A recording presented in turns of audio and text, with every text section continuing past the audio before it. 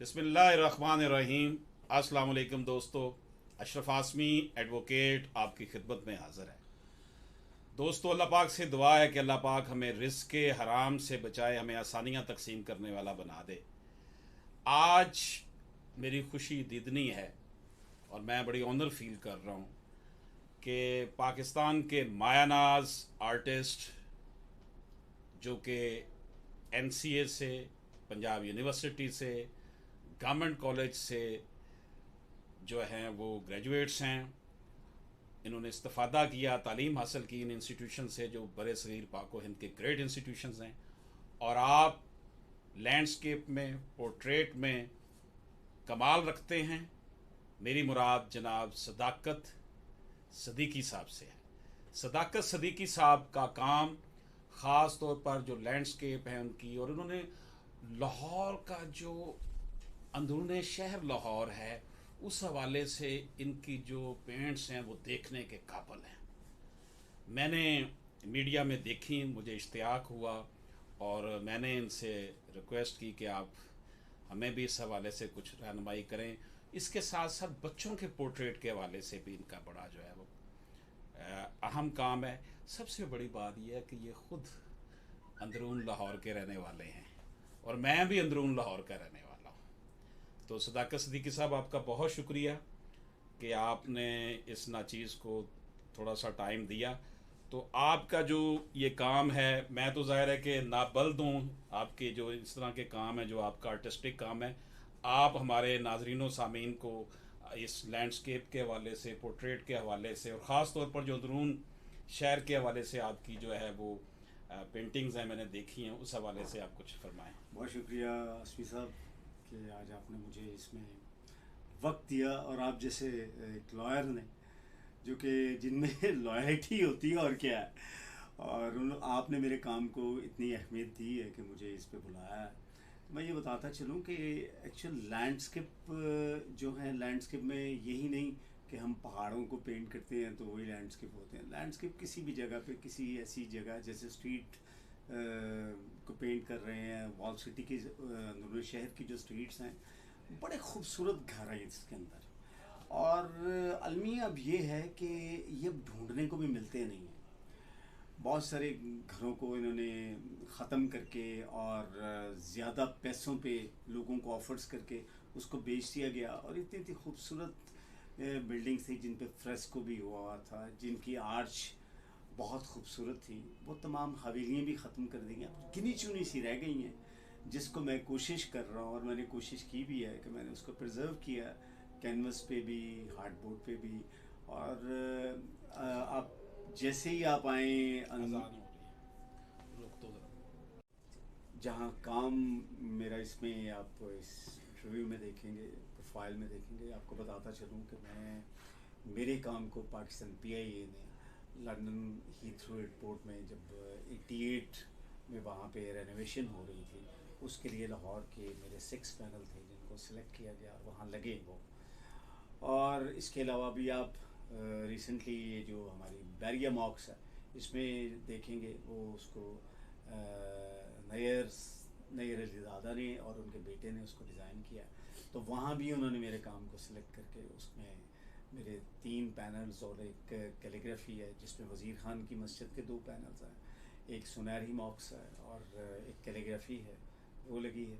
इस तरह बहुत सारी ऐसी जगह हैं जहाँ पे अब तो जहन पे बहुत दौड़ लगानी पड़ती है, लेकिन जो काम बहुत ज़्यादा प्रोमिनेंट हैं वो मैं आपको इसमें दिखाऊंगा, उसको देखिएगा और आप अपनी राय ज़रूर दीजिएगा, इससे तक़वियत भी मिलेगी।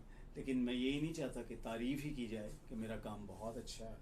मेरा काम आपको पसंद आए तो अच्छा होगा, आपको नहीं पसंद आएगा तो ज़रूर बताइएगा मुझे, मैं उसकी जो अपनी कोताही हैं, जो अपनी नालायकी हैं, मैं उसमें दुरुस्त करने की कोशिश करूँगा। क्योंकि देखने वाला सबसे बड़ा वो एक उसको क्रिटिकल किस्म का रिव्यू कर सकता कि सदाकत साहब आपके काम में ये खामियाँ, ये चीज़ें हैं। तो मुझे आप ज़रूर बताइएगा, मैं मुंतज़िर रहूँगा। बहुत शुक्रिया।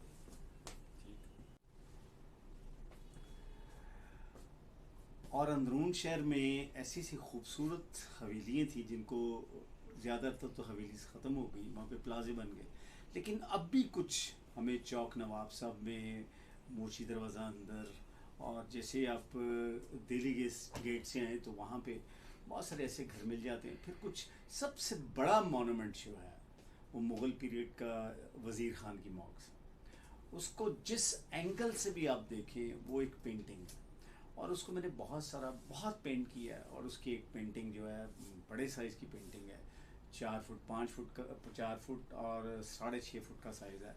वो बहरिया टाउन मॉस्क में लगा हुआ है।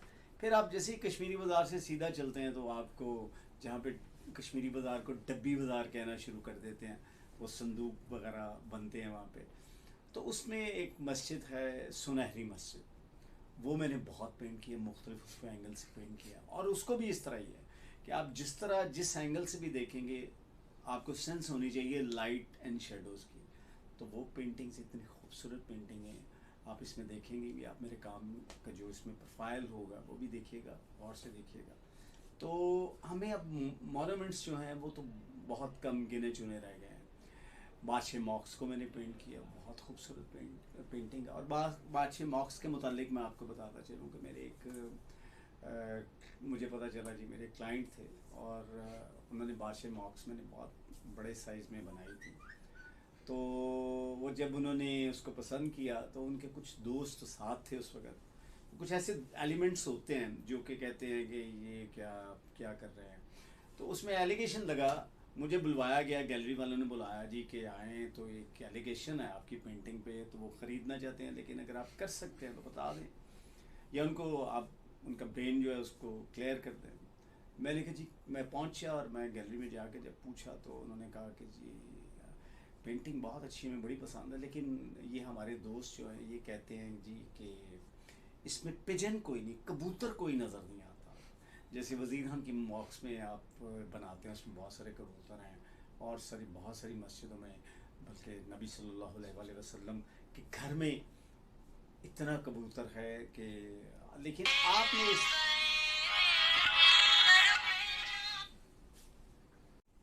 उन्होंने एलिगेशन ये बताया जी कि आपने इस पेंटिंग में कबूतर कोई नहीं बनाया, तो इसकी वजह कुछ से रौनक नहीं लग रही। मैंने कहा जी मैं बनाऊंगा भी नहीं।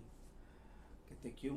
मैंने कहा बात ये बड़ी टेक्निकल सी बात है जो मैं आपको आज बता दूं कि इसमें लगा हुआ रेड स्टोन लगा हुआ है, और रेड स्टोन जब ऊपर से वो पिजन देखता है तो वो उससे दहशत ज़दा होता है, पता नहीं ये खून है क्या है, वो कभी भी नहीं, या आपको बादशाह मॉक्स में नज़र नहीं आएगा, आपको लाल किला में नज़र नहीं आएगा, जहाँ जहाँ रेड स्टोन लगा वहाँ पे आपको पिजन नज़र नहीं आता। मैंने कहा उसकी वजह सेम ही है, तो मैं क्यों बना दूँ। इसी तरह मुझे एक मेरी कैलीग्राफी थी, तो वो मैंने हम शरीफ लिखी हुई थी, तो नीचे वो एक जगह पे लगी हुई किसी के ऑफिस में, तो मुझे उन्होंने एक दिन बुलाया जी कि वो ये हमारे पास एक बुज़ुर्ग आए हुए हैं, कलाम पाक में इनकी माशाल्लाह बड़ी दस्तरस है, तो इनका एक किस कैलीग्राफी पे एलिगेशन है। जी क्या?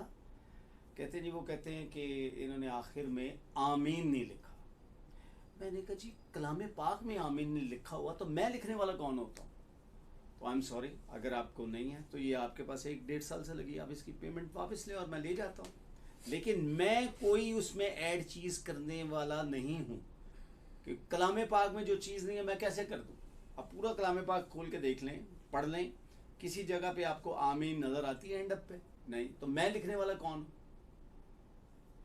तो वो कोई जवाब नहीं था। फिर वो बहुत सारे लोग इस तरह के भी एलिगेशन लगाते थे, पर आई डोंट नो क्यों, लेकिन मैं अपने काम की तरफ लगाऊँ। फिर पोर्ट्रेट में मेरा कॉन्सेप्ट ये है कि आप पोर्ट्रेट ऐसा बनाएं कि जिसका पोर्ट्रेट बने वो उसको ये ना कहना पड़े कि ये मेरा पोर्ट्रेट है, कि मैं उसको ये नहीं कहना चाहता कि जी मैं पिस्तौल रख के तो उसके सामने कहूँ कि ये मान्य आपका पोर्ट्रेट है।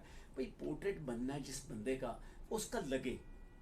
मैं तो उसके एक्सप्रेशन भी देखता हूँ, मैं उसकी बॉडी मूवमेंट को भी देखता हूँ, मैं उसके आई की जो मूवमेंट होती है मैं उसको भी देखता हूँ। मैं अगर तो वो पोर्ट्रेट मेरा जो है वो हाथों तक है तो मैं उसके हाथों की बनावट और उसके एक एक एंगल को, उसके नेल्स तक मैं समझ के तो मैं उसको बनाता हूँ कि वो उसकी जो पर्सनैलिटी उसमें वाजे हो। इसी तरह बच्चों के पोर्ट्रेट में बहुत ज़्यादा बच्चों के पोर्ट्रेट बनाता हूँ। एक तो बहुत प्यारे भी होते हैं और एक अल्लाह ताला के वो एक फरिश्ता किस्म की मखलूक होती है, तो वो बनाते हैं उनके, मैं वो वाले उनके पोर्ट्रेट बनाता हूँ जिसमें बच्चा खेलते हुए कोई खिलौने के साथ खेल रहा है।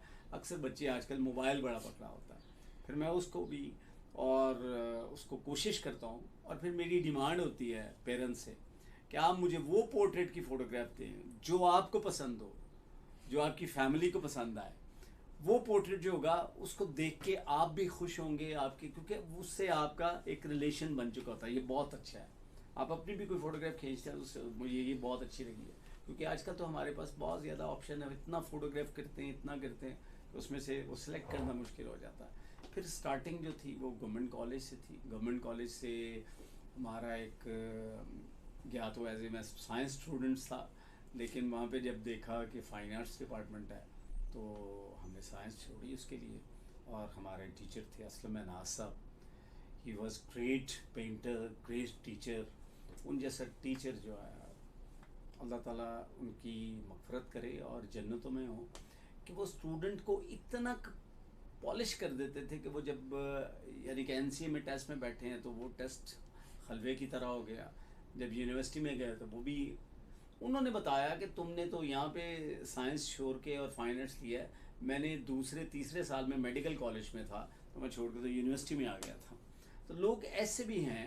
फिर उसके बाद एनसी में बड़े अच्छे टीचर कॉलिन साहब थे, कॉलिन डेविड थे, सईद अख्तर साहब थे, बहुत अच्छे ऐसे ऐसे टीचर थे कि जिनको हम लोग आज भी एडमायर करते हैं और उनके काम को समझते हुए। मैं तो उनके लिए माशाल्लाह सही साहब के काम को देखे दुआ निकलती है दिल से, अल्लाह ताला इनको ज़िंदगी सेहत तंदुरुस्ती दे।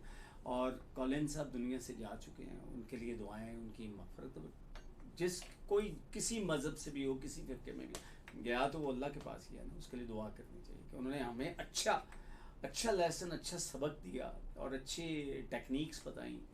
फिर मैडम नसीम हफीज़ काजी थी, उनसे पढ़ने का इत्तफाक हुआ। वो लाहौर कॉलेज की हेड थी। She was great teacher, she was great painter. और वो अर्ली टाइम से ही वो इतना आपके जहन में आर्टिस्टिक एटमॉस्फेयर इंजेक्ट कर देते थे कि बंदे को पेंट के अलावा, कैनवस के अलावा कुछ सूझता नहीं था। तो मैं आज के जो स्टूडेंट्स काम कर रहे हैं, आज के जो आर्टिस्ट बन रहे हैं, मैं इनसे यही कहूँगा कि रियलिस्टिक पेंटिंग जो है, रियलिज़म जो है, उसको ज़्यादा तवज्जो से बनाएं। ड्राइंग को ज़्यादा जितना हो सके ड्राइंग को स्ट्रॉन्ग करें। बहुत जितनी आप ड्राइंग बनाएंगे, जैसे होता है ना, आप कोई भी प्लाट लेते हैं, उसकी फाउंडेशन अच्छी बनेगी तो आप उसका स्ट्रक्चर देखेंगे, आर्किटेक्चर बहुत अच्छा बनेगा अगर उसकी फाउंडेशन अच्छी बन गया, उसका डिज़ाइन अच्छा बन गया। तो ये तमाम जब वो बनेगा, फिर उसके बाद आप उस कंप्लीट बिल्डिंग के बाद आप उसको इंटीग्रेट करते हैं। तो ये तमाम चीज़ें स्टार्टिंग से हैं।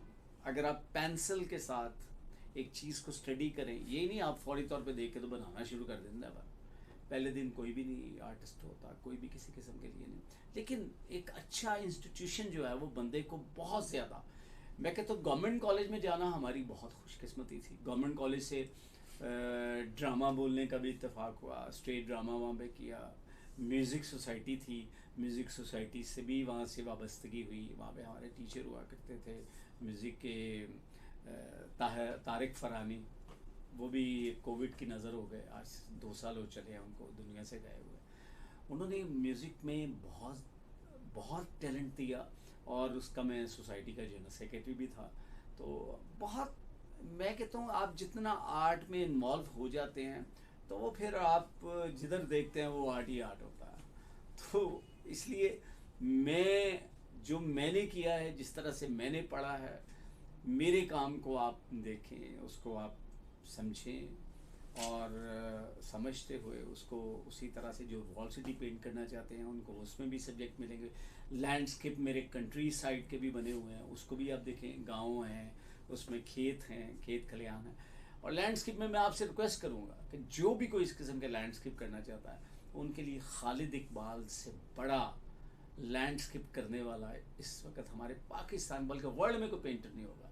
उनकी पेंटिंग्स में आपको वेदर, टाइम, सनसेट जो है उसकी डायरेक्शन, आपको वेदर पता चल जाता है कि आपने बुक उनकी खोल ली, उसमें बहुत सारी उनकी पेंटिंग्स हैं। आप देखेंगे आपको लगेगा कि ये दिसंबर का महीना है, इसकी दिसंबर की मॉर्निंग है, ये जनवरी है, ये फरवरी है, ये मार्च है, वो उनकी इस तरह से उनको फॉलो किया, उनकी पेंटिंग्स को देखा, उनकी बुक्स को देखा, बहुत कुछ मिलता है। यही नहीं कि आप कहें जी कि वो करते हैं, वो कॉपी होगी फलां होगी। कॉपी अगर हम इनकी कॉपी कर लें, मैं कहता हूँ वो बहुत खुशकिस्मती है। हमें कोई यही दे देगा कि ये खालिद साहब की कॉपी की हुई है, तो मैं कहता हूँ ये बहुत बिग किस्म के कॉम्प्लीमेंट्स होंगे, बहुत एक गिफ्ट होगा।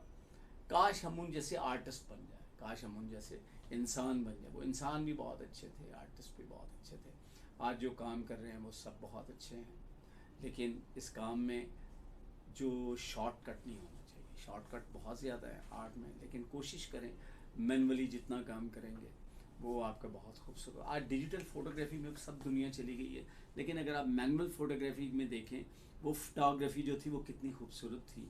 उसमें लाइट्स को आप खुद से अरेंज करते थे, लाइट की डायरेक्शन को खुद से अरेंज करते थे। और मैं कहता हूँ कि ये इस सब्जेक्ट में मुझे बोलने के लिए आसमी साहब जैसा बंदा, जो कि एक लॉयर भी है, जो कि एक इस्लामिक लॉ के ऊपर, इस्लामिक पॉइंट ऑफ व्यू से इनकी स्पीच, इनके प्रोग्राम्स, रमज़ान से मुतालिक इनकी ट्रांसमिशन को देख लें, और वो उस जैसा बंदा मुझे आज आर्ट पे मेरा वो इंटरव्यू कर रहे हैं, और इस पे मुझे बोलने के लिए उन्होंने मौका दिया। मैं इनका बहुत शुक्रगुजार हूँ। Thank you so much.